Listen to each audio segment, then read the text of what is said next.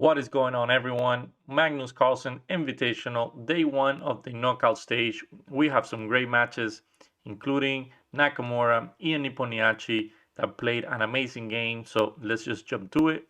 We have e4 by Nakamura, c5, knight to f3, d6, d4, c takes d4, knight takes on d4, knight to f6, knight c3, a6, and we have a Sicilian defense Najdorf variation on the board.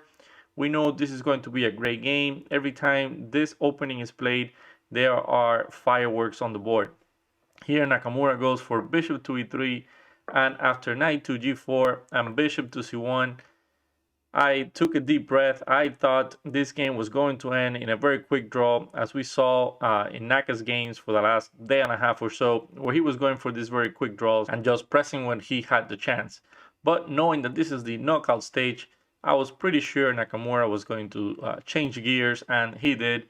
After knight to f6, bishop e3, knight to g4, instead of returning with bishop to c1, repeating the position and ending in a threefold repetition, Nakamura went for bishop to g5, which is the way you continue this line of the variation. You go h6, bishop h4, and after g5, bishop to g3, bishop g7 by Nepomniachtchi. Here, queen to d2, knight c6, and knight to b3, not wanting to trade pieces, keeping as many pieces on the board as possible, considering the fact that black has this pawn structure here on the king side, and you can always target them with moves like pawn to h4 later on if black decides to castle kingside as well. Here, black continued with b5, a very standard maneuver in the Najdorf variation, in which cases you want to put pressure on the queen side by pushing on b4 at the right time, and also opening up the position with moves like a5, rook to b8 with a very strong attack. The game here continued with h4 by Nakamura. As I mentioned, you want to open up the king side. So g takes on h4, bishop takes on h4, and here Nepomniachtchi played a very strange move, which usually you play in this position, but you don't play it at this moment. So he played bishop to e6. And Nakamura here took a bit of a think, because I'm sure that he had analyzed this bishop to e6, and he understood that the move is a little bit premature. It doesn't go well in the position at the moment. So he went ahead, he castled queenside, and after rook to c8, he went ahead with f4. The plan is very simple. He wants to go f5, f6, open up everything, and just crash through. This king is still in the center, so you want to open up as many lines as possible so that your rooks can go ahead and attack the king. Here, Nepomniachtchi played bishop takes on b3, and I'm pretty sure the whole world was expecting this pawn on a to take on b3, but Nakamura played c takes on b3, and guys, notice that there are no good discoveries after pawn to b4, knight to d5. It doesn't matter where this knight goes. There are no discoveries, any move, and white is just going to be able to go to king b1. I'll be absolutely fine. So Nepomniachtchi did not go for this, and he ended up playing queen to b6 in this position. Now, if this bishop from h4 ever moves, this knight can come to f2, but at the moment, black's pieces are a bit uncoordinated, and once this king gets to safety with king to b1, maybe king to a1, white will be in an amazing position here. So Nakamura here played rook to h3, an amazing rook lift. Now the rook can come to g3, harassing the knight, harassing the bishop that will be in the same column, as well as some ideas with coming with rook to d3, opening up the position with e5, and maybe crashing in with rook to d7. A lot of ideas here. Black ended up castling, which was very gutsy considering this position can be opened up so quickly with rook to g3, moves like bishop to d3, f5, f6. Very dangerous to castle here. Nakamura ended up playing king to b1, getting away from any potential checks now along the c file. e6 by Nepomniachtchi, creating the perfect hook for this coming move, f5. E takes on f5, e takes on f5, and here queen to d4, offering a trade of queens, hoping to simplify the position a bit and making his defensive task a lot easier.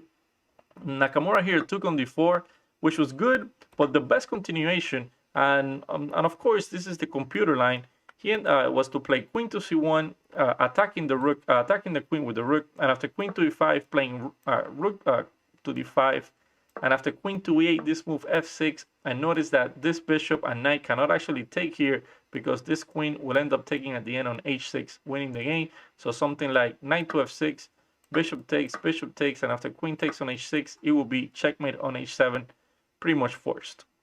So instead, we have queen takes on d4 by Nakamura, bishop took, and bishop to e2. Now this bishop is attacking the knight. Rook to g3 check is coming in some positions.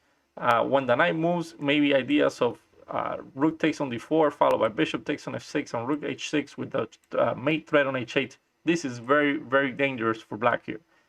Nepomniachtchi played knight to e3, and at this moment he was already completely lost. Nakamura found a very beautiful combination with rook to g3, the king went to h7, and rook takes on d4.